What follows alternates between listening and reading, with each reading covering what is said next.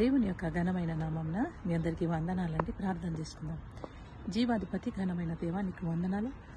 మాతో మీరు మాట్లాడండి. మా అందరికీ వినగల చెవులు ఇవ్వండి, గ్రహించగల హృదయాన్ని ఇచ్చి నడిపించమని యేసు నామం అడుగుచున్నాను తండ్రి.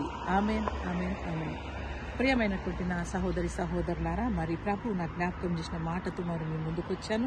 కీర్తనల గ్రంథము 18వ కీర్తన మరి 31వ వచనాన్ని చూద్దాం.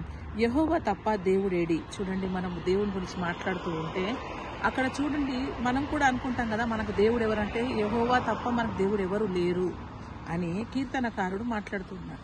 అవునండి, మనకి యెహోవా కాక మనకి ఎవరండి దేవుడు? ఆయననే కదా దేవుడు అన్నటువంటి విషయాన్ని మరి జ్ఞాపకం చేస్తున్నాడు. ఇంకా మాట్లాడితే మన దేవుడు తప్ప ఆశ్రయ దుర్గం ఏది? చూడండి, దేవుడే మనకు ఆశ్రయ దుర్గం.